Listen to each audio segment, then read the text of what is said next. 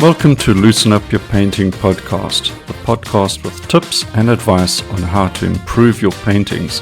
For beginners to advanced, you'll learn new ways to grow your painting fun and enjoyment. I'm your host, Malcolm Dewey from malcolmdeweyfineart.com. And let's begin.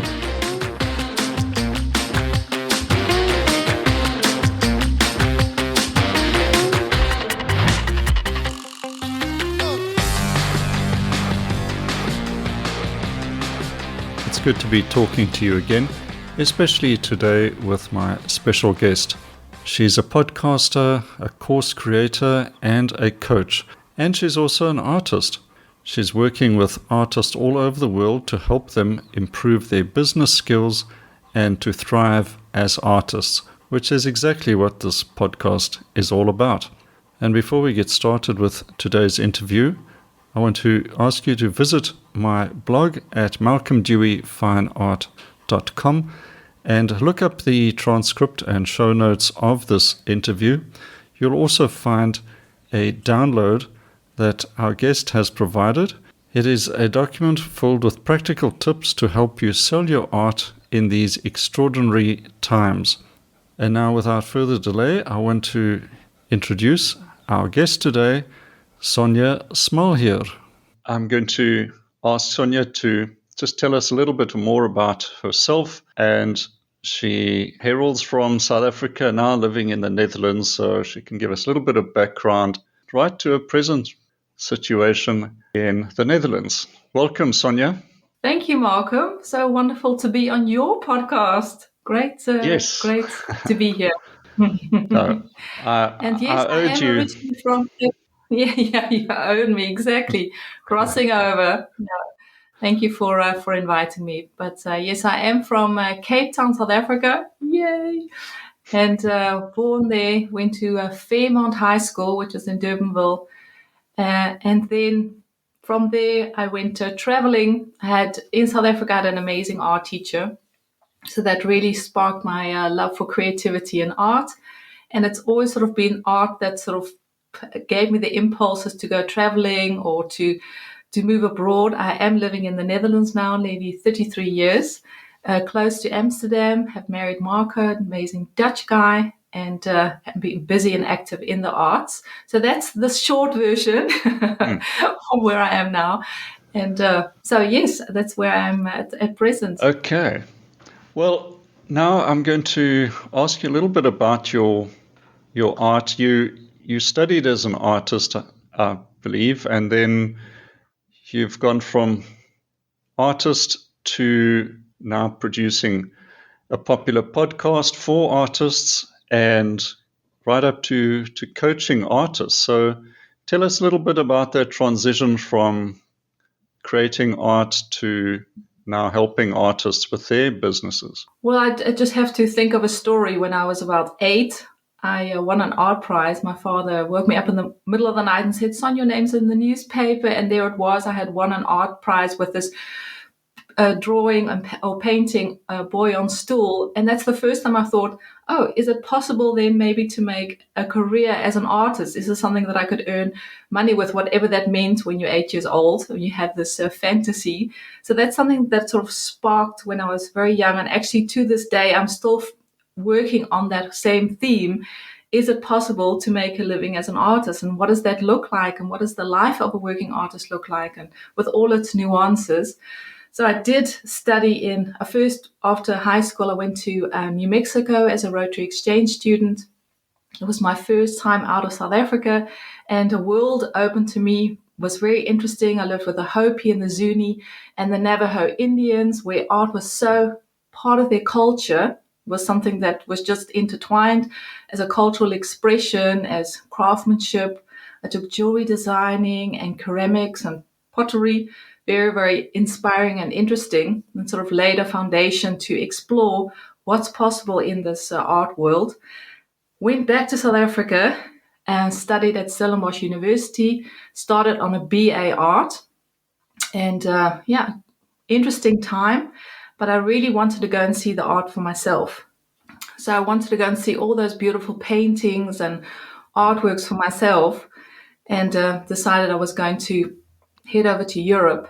And I was privileged that I got a bursary to study art in the Netherlands. And I went to the art school, had some amazing teachers, but it was a very difficult time struggling, being an artist. What does that mean? When I graduated, I didn't know what to do with my art. How was I going to sell it? This was pre-internet. How, you need gallery representation, all those questions that you can struggle with trying to get into the difficult art market. And so I went on a whole journey, really trying to find out how does the art market work. I took marketing classes. I did, a lot of failed attempts. And then eventually I thought, now I see so many struggling artists.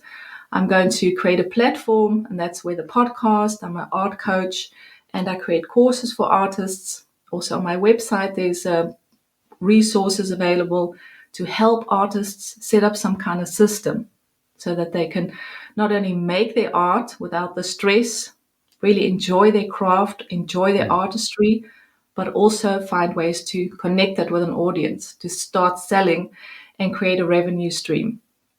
So that's really is my passion, that I made the transition of being a working artist myself, trying different things, failing at many attempts, getting into that online space, discovering what's possible, and also seeing not only as being an artist, but also as a business person, as an entrepreneur, and then now taking artists on that journey with me. Wow, that is quite a fantastic story, and your whole experience from the early days right through. And I suppose we are all part of our past experiences, and we have to go through a few tough moments for it to actually sink in. But it will certainly help if you can shorten that time span and help artists get to somewhere quicker. So I'm sure that is a big issue, is how can I get into a business quickly that will pay the rent? And also that you have more control. I think a lot of us feel that we are victims of circumstances or what education we had or our upbringing or the culture that we're living in. But you actually have Right. more control over your success or your growth, whatever success means, it's different for everyone, than you actually think. And that it's not external, but it's something that's internal. Yeah. And that's all, the process that I take my artist students through is that you actually have more control, but that also means you are responsible. You're responsible, you can play a huge part in your own success, but that means that you need to do the work. You need to show up. It means you need to, get get with the program, and then you'll see results. So it's not so much externalizing, yes, the market, yes, the time. You have control over it. That is such a profoundly important point, um, especially if artists. I think many artists. I know I am are introverted people and also control freaks. We want to, otherwise we get anxious, right? If we can't control outcomes.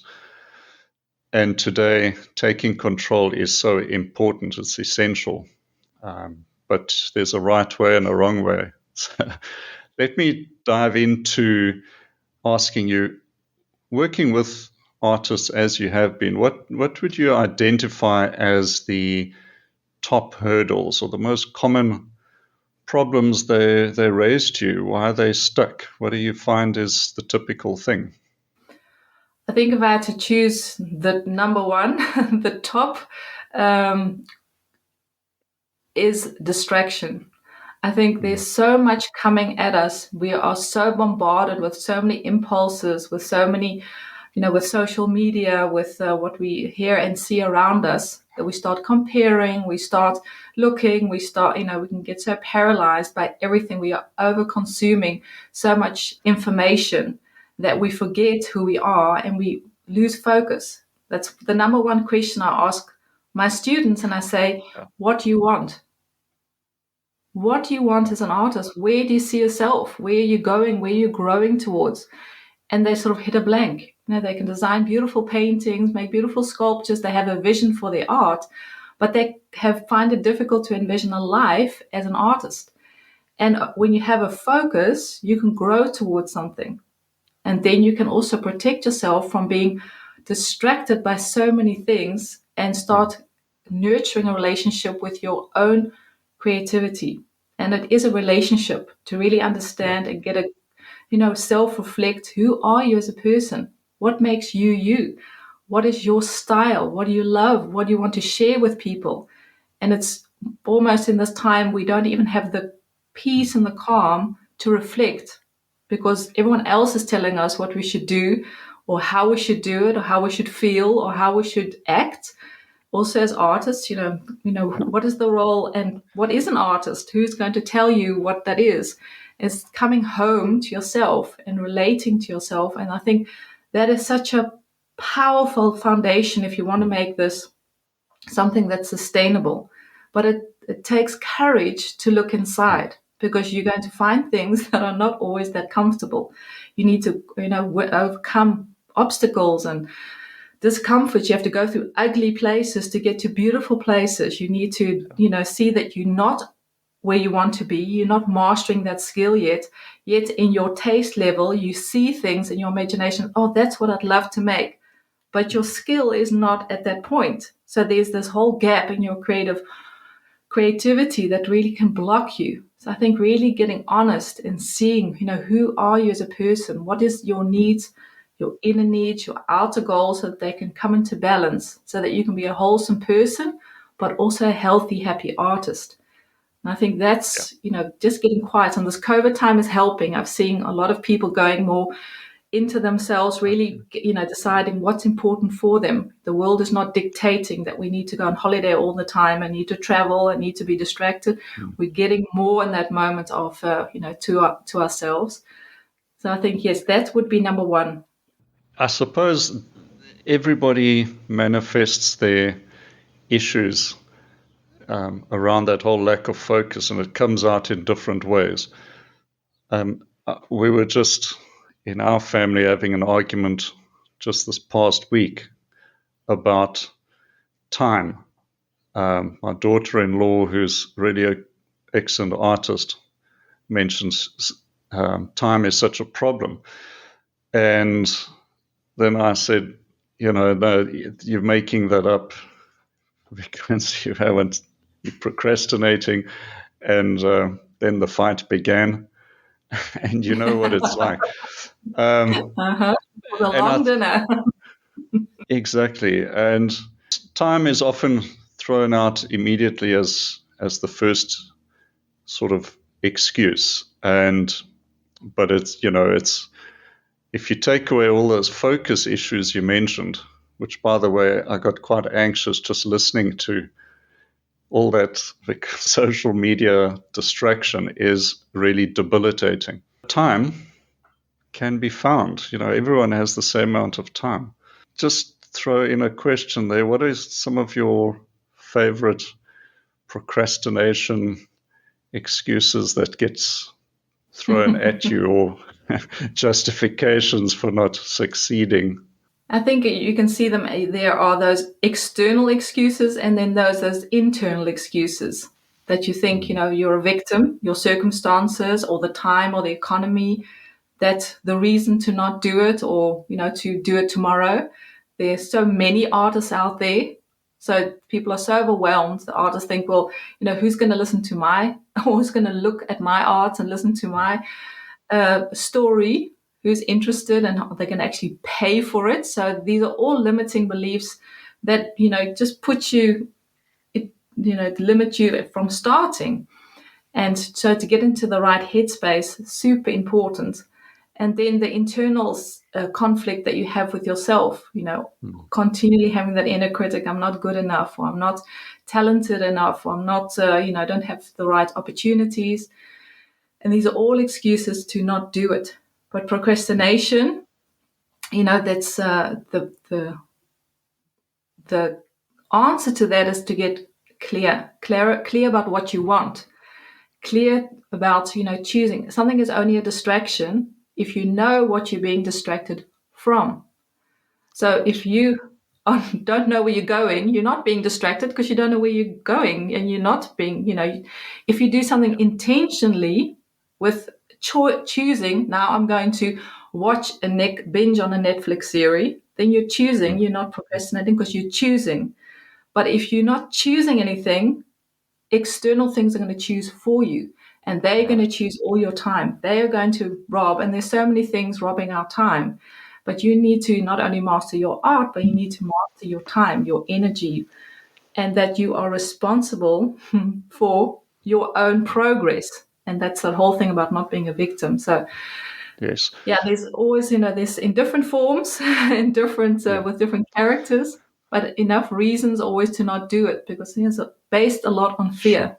fear of not Yeah. being good enough or artistic enough. That is also a critical thing you've mentioned there is just getting that clarity, and you're helping artists to get clarity, because if the artist doesn't have clarity, then they're going to fall back on their defenses. No time, or you can't make money, or this or that. And as I've discovered, the moment you challenge someone's defenses, then they have to defend that, and you hit a wall. So get clarity first, and then you can go forward. Okay, now let's just switch it around a bit to the artists that you've been working with and who are finding success and are achieving great things. What are the common characteristics of artists that seem to be able to do and live an amazing life as an artist? I think to start off with getting really clear about what success means to you, that's the first step I take the artist through to get really clear about that. Because there are a lot of people that think they want to earn their living from their creativity, but they don't like the business side. Then I say, well, why don't you just have your job and do this as a passion, something that you love to do? And that could be your success, not feeling the pressure you need to have this as a full-time profession. But there are artists that want to take the transition of having it as a hobby or something that they do in their part time, and they want to make it full time and make it a profession. And that's a tricky one because you're not only transitioning in your artistry where there is pressure. You're going to transition into being an entrepreneur, being a business person who also needs to have an understanding of finances, economics, marketing, communication, connecting that what you're doing with the public. So there are all kinds of extra factors and a lot of moving parts when it comes to setting up a business structure around your creativity. And I found the people that go further are the people that are well informed, very open to learn, have a learning spirit, always inquisitive to learn new things. So not limiting, but growing. They surround themselves with people that support them. So they have a support base. So it's not just about them and their art and their studio, but they are whole people. They have relationships. So there's balance so that they don't get burnt out after the first 3 years of trying to make their art. They still have a life. They read. They're interested in other artists. Open, to the impulses around them, so they could make better art from that place of authenticity. And the big thing, I think, especially nowadays, is communication. The old school, there used to be gallery representation. That was like the only option. Or you need to go and stand on that street corner selling your own work or go to the art fairs. But the online space has, of course, changed everything. And the artists that I see succeeding have found creative ways to, not only make better art, but also use that space to their advantage, finding, new niches to promote and to communicate about their art. And that is such a vital part in being an artist nowadays, is your communication, because that's all it is. Right. You have a cold screen that computer screen that you want to show people your beautiful art, the textures, the colors. How are you going to put that on that screen so that people experience your art as if they're walking in a gallery or as if they are experiencing it firsthand? So those are, there's so many wins that you could do. There's so many steps that successful artists can take. And it's those artists that do that in a sort of structural way with focus I see them having the most success. It sounds like a daunting road ahead for any beginner artist. Important thing is nothing happens overnight either. And you are helping them to just head in the right direction. We'll get a bit more into the communication and technology in a moment. I just wanted to touch on what you mentioned in the beginning, is how some artists have been using the whole COVID-19 issue practically the entire last year and still being felt around the world at the moment. It could either be the most negative circumstance or it's been positive. How have you? Let's just discuss perhaps both sides. At first, the negative impact, and then how artists manage to find their way around it and use it to help grow. Look, for many, many creatives, it's been a very tough year, and last year and this year, because the galleries are closed. I know here in Northern Europe, the museums are closed, all interaction, the in-person events have all been cancelled. So what you used to in how to communicate in in-person events, that is no go. But also art classes and connecting with other creatives, it's not happening.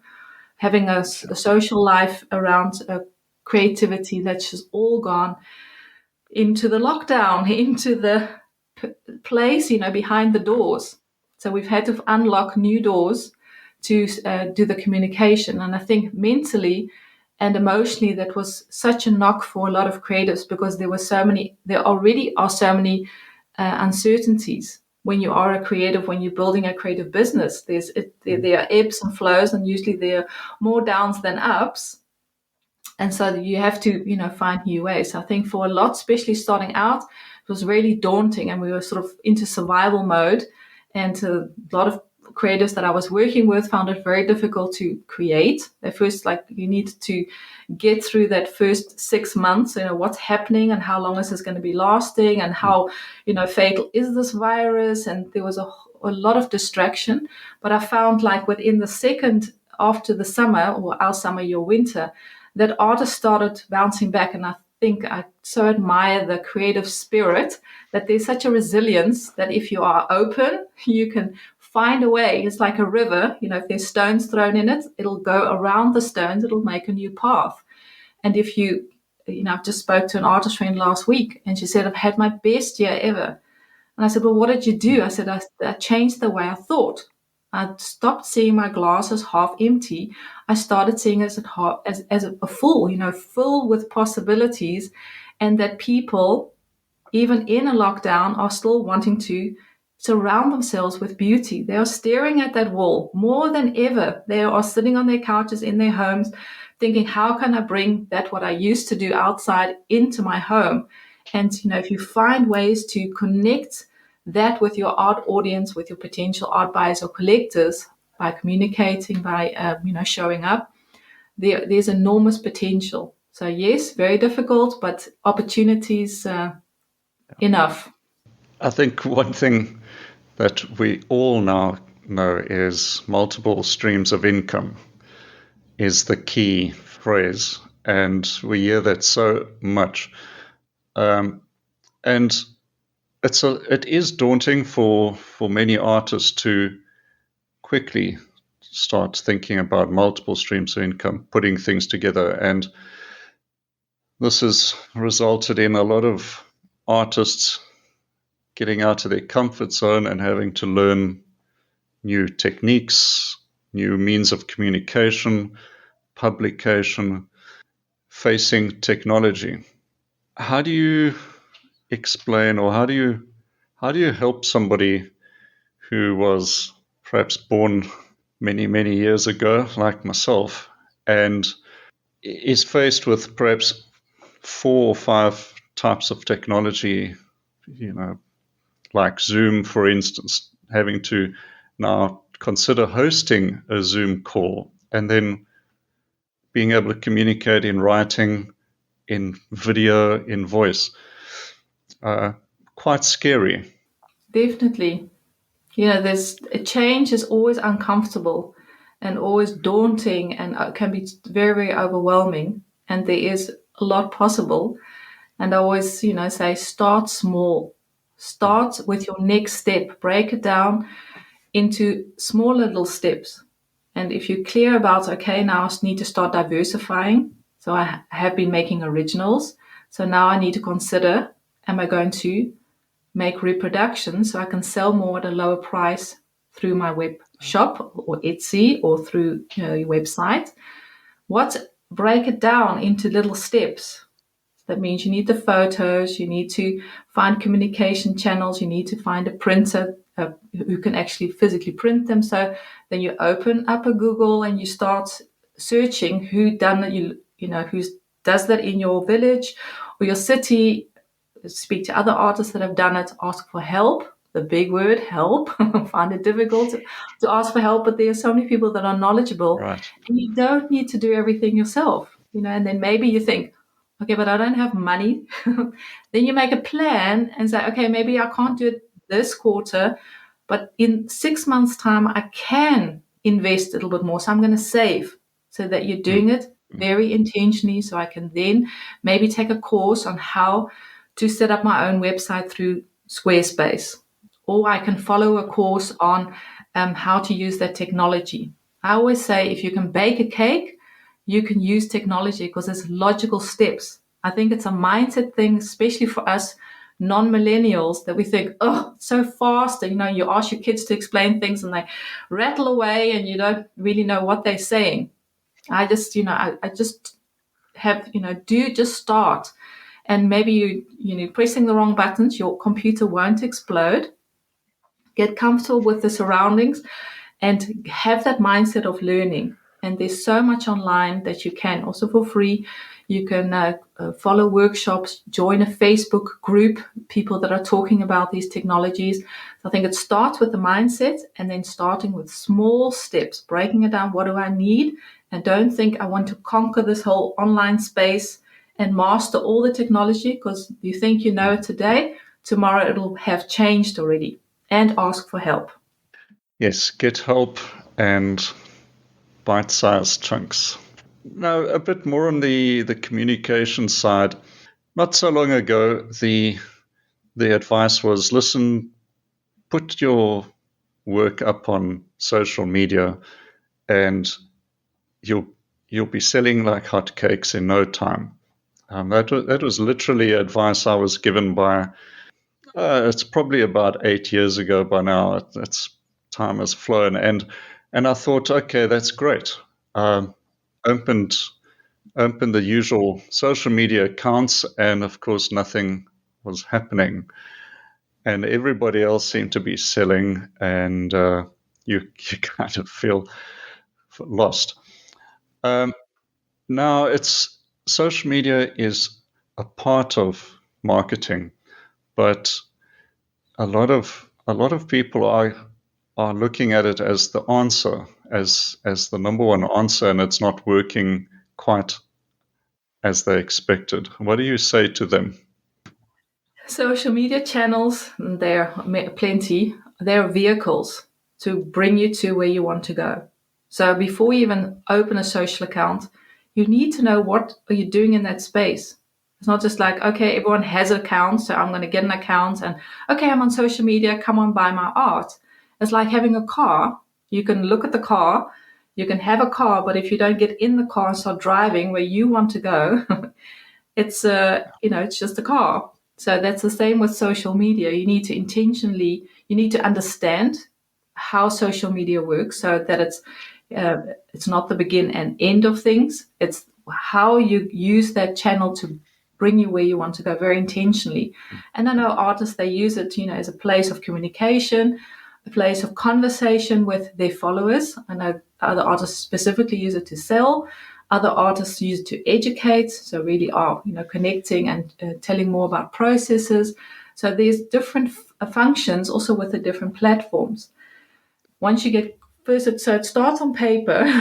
What is it that Yeah. you want? So you want to sell your art, then you need to get clear about, okay, you as the artist, what are you comfortable with? how often you want to be on this total channel, your art, how you're going to make photos of it, how you're going to write about it, and who your audience is. Because your art's not for everyone.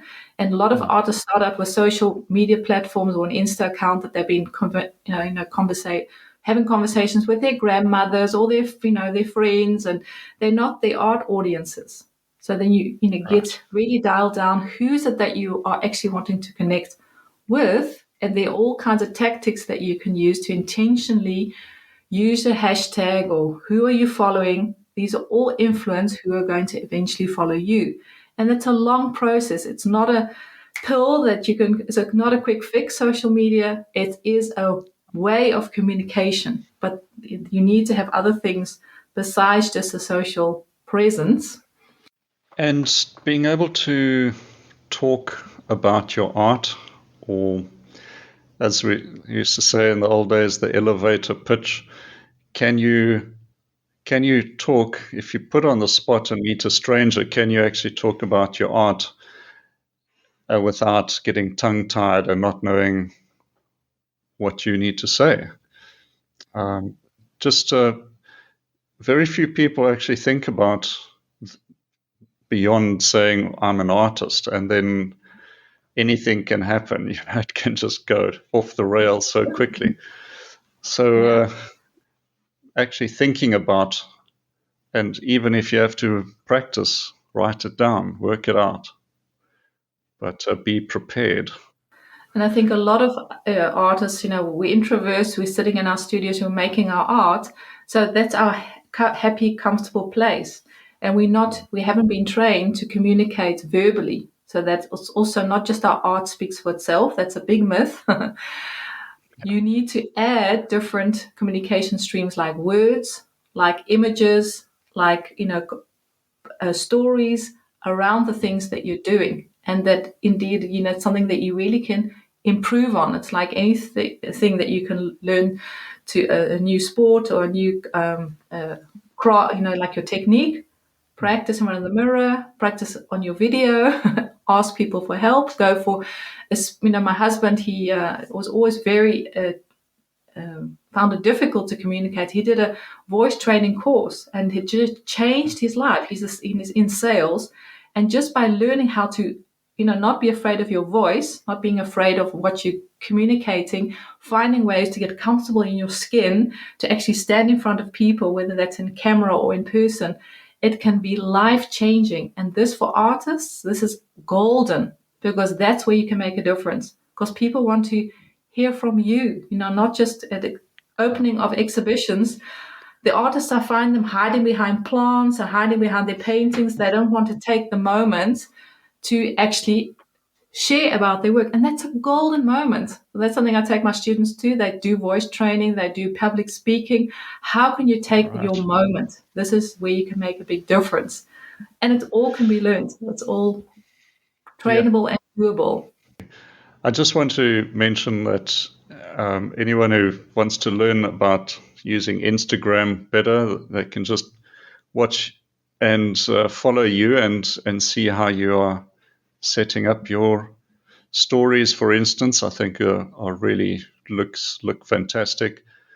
Okay, let's jump into your offerings, your services that you are putting out there. I know you've been working on podcasts for quite some time and sharing valuable lessons from artists all over the world, and everyone can listen to your podcast and get tons of information that way. But you've also extended into coaching. Tell us a little bit more about what you are offering and how artists can get in touch with you and participate. Well, that's the beauty of the online space. I've done a lot of teaching in person, at seminars and conferences, one-on-one workshops, but I've taken that platform actually online, so it's accessible for far more people. So my website is actually the hub where everything is happening. That's where I, meet with students, and I offer online courses, and then I have my coaching. So that's the possibilities for artists that I want the coaching side is a one-on-one trajectory, either one call, people maybe are stuck and they just need to know, okay, what's my next step? Or they want to go through a trajectory of 10 or 20 coaching calls. They're usually an hour. They go through Zoom or through Skype or whatever technology that we can connect on. And so it's very structured, taking new steps, next steps towards what you want as an artist to really help you grow. And then I made a course. It's called the Working Artist Course. It's a 12-week online training that artists from all over the world get together. We all start together. So we start on the 1st of March. That's for 2021. I only open it once a year. And then we go through a whole process. It's a framework from module 1 to the 12th week of setting up that system, how you can turn your creativity into a revenue stream. So it has everything about the artist's heart, setting up your body of work, why you're making your art, and what is it that you want to communicate, your creative vision, and then how you're going to connect that with an art audience. So that's the marketing, the branding, setting up a brand feel so that your social channels are coherent, your photography is coherent, people start recognizing you, and how can you communicate verbally, written, and use the social channels. And then there are all kinds of guest teachers. I'm really excited this year. We have six guest teachers coming in. And Marika Williams, for example, she's an award-winning South African photographer, does a lot for APSA and for House and Leisure. And, she's an amazing visual artist. And she's going to be sharing. We have a gallerist, we have an illustrator, we have a watercolorist, all just giving, people that have been in the trenches. They're going to be sharing their vision. And the students can have contact with them in live sessions. So it's pre-recorded, but also we have live teaching sessions. Wow, it sounds fantastic. As you're describing these benefits of your coaching and courses, it strikes me that you're actually helping artists save the thing they need the most, and that is time, because you can literally save years. Otherwise, if you're going to do everything through trial and error and wait for life to throw curveballs at you, it's going to be a long, hard journey. But you can literally save artists years. In one thing I noticed on your website that I liked, you said if you're tired of living on, what was it, likes and clicks and likes, and you They're not that nutritious. you cannot take that to the bank. No. And yes, there's nothing like in the old days when if you had to go and talk to the bank manager and he explained to you what cash flow was and he wasn't seeing any of that in your account. That is a sobering moment. We're heading into 2021 and nobody is quite aware of what lies ahead. So, as an artist who may be considering joining one of your programs, you're going to take that uncertainty or at least help remove some of it. Sonja, when do you open again? Did you mention your Enrollment opens on the 15th of February. So that opens towards the end of February. And then the course starts on March 1st. It's the first module. Okay. So if people want to join in and they are happening to listen to this podcast and it coincides, then the 1st of March, you have until the 1st of March to enroll. And then artists all start with the first module together. And then we go 12 weeks together till the end of May. And then next year, people, if they can't make it this year, then I'll be opening up in the beginning of the year again for 2022. But in the meantime, there's a lot of resources on my website. I have a Facebook community.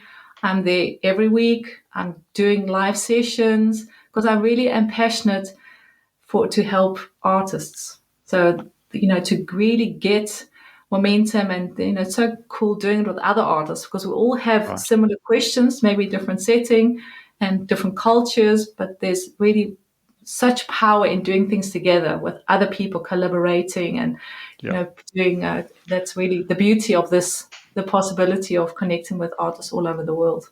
And Sonja, and also just to clarify, if someone doesn't make it in time for your February enrollment, um, are you still able to do one-to-one coaching? Yes, that's throughout the year. Okay. So people can sign up on my website under the tab coaching. They can see, what's possible, single Right. consult or a trajectory. That's on appointment. There's a wonderful digital calendar. People can log in and just see, what time slots suit them. And I'll be in touch with them just to see, what is your need and if it's a good fit for them. And, they can always Okay. email me or DM me. All right. Excellent. I also want to mention that you are kindly providing a download of some material that I will put on my blog with this episode, and people can download that for free and just get working with you and finding more about what you can offer them. Okay, Sonja, I think you've really set the scene for helping artists, and anyone who has any doubts about their career, well, they can just get hold of you and learn and probably save them so much anxiety. And when you're not working, besides visiting galleries that I'm extremely jealous about, Oh. what do you do in your spare time? Are you I love nature. I'm an outside person. That's you can't take South Africa out of a person, and I'm really outside as much as possible, enjoying nature and spending time with friends as much as that is possible. Now we ride a lot of bikes here in the Netherlands, nice and Yes, I've flat, heard. easy to navigate around, and just the Europe has just so many options and the possibilities Mm. in normal circumstances. So yeah, it's really an inspiring place to be. So, what is your favorite art museum in the Netherlands? Ooh, it depends on the mood. That we have these beautiful passes in. It's like a card. It's called the museum card. You pay €50. I think it's 50 or €60 a year, and you can get in everywhere for free. So that means if I used to work in Amsterdam a lot, then I used to go and just have lunch with Van Gogh. Then I just sit on a bench and I just look at one or two paintings without thinking I've just spent €17. I should really hurry and see everything. So you can sort of take bite-sized pieces of all the galleries and museums. But there really is Mm. a beautiful new museum. It's called Museum More, More. It's a contemporary modern museum, but these are art passionates that build the building around the art. And so the whole experience of walking around, how the light falls on the paintings, the ambiance, the beautiful cafe, that really is it's a small in the east of the Netherlands, but it's just such a beautiful Mm. museum and gallery. Sounds amazing. Just a final question. I'm just thinking, as you're talking about these wonderful venues, how would you describe the art scene over there in the Netherlands specifically for your typical artist? Are there a lot of town galleries open for artists? Is it all gallery driven? Are there informal markets? What are popular ways for artists in your town, perhaps, or city to get their work out? Look, there's a long tradition of art in the Netherlands, in Northern Europe. So there already is such a history. Just walking through the city, it's already a museum of being Mm. so old. Luckily, so the side note to that is that we're quite spoiled. We are quite so there's a sort of complacency and not so much excitement about art because people think it's around us. We have it, and that's why I love going to South Africa. I love going to new nations because there's still an excitement. People are trying things, experimenting, getting really, hitting up against the wall. There are interesting exhibitions. So that's, I love that.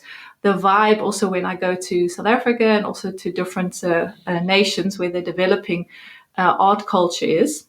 We do have a local art fair. So we have like open studios once a year, and people open up their studios, local artists, so that you can go on your bike and go around and then see the different artists. And that's always exciting because you think, oh, I didn't know there was an artist down the road, or I didn't know he or she was making that. And it just, gives you an idea of what's actually happening. There's so many people busy with creativity that really is inspiring to see.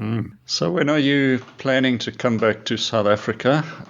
Travel restrictions notwithstanding. I plan every day, Malcolm. Every day I'm thinking, oh, if only we had a trip planned at the beginning of the year, but yeah, it's not happening. So Yeah. I think you just made it last year, didn't you? Yeah, by the skin of Just our in pants, time. just got back, and it's all the borders closed, and then everything just happened. So we were really happy that we got that trip in. But now it's just waiting. We really don't know how that's going to develop. We're just taking it one day at a time. All right, excellent. Well, I think can wrap it up there, Sonja. And just to the last word is your website address. Thanks to my husband, very Dutch. It's Sonja with a J, so it's Sonja, and then small, as in narrow, small, Smal, and then Heer, Heer, as in gentleman or lord, Heer, Smalheer.com. So it's SonjaSmalheer.com, and Sonja Smalheer is my handle on Insta, Sonja Smalheer also on Facebook.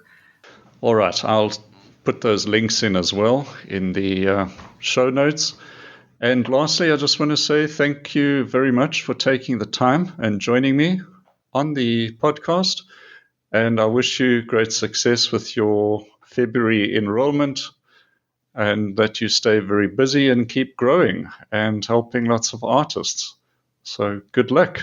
Thank you, Malcolm, for inviting me, and that I could be your guest. It's nice to be on the other side of the of the story, and Yes. wish you all the best too. Thanks very much, Sonja. I want to thank Sonja Smalheer for appearing on an Artist Journey podcast today. I'm sure you'll find plenty of information on her website from all of her podcasts, and if you hurry, you'll be able to join her course, which launches on the 15th of February 2021, and you have 2 weeks to enroll before it starts at the end of February. So go along and have a look at her course and learn about everything to help you grow your art business. Also, just a reminder that you can find the show notes and the free download provided by Sonja on my blog at Malcolm Dewey Fine Art. It is free and instant, so go ahead and check that out.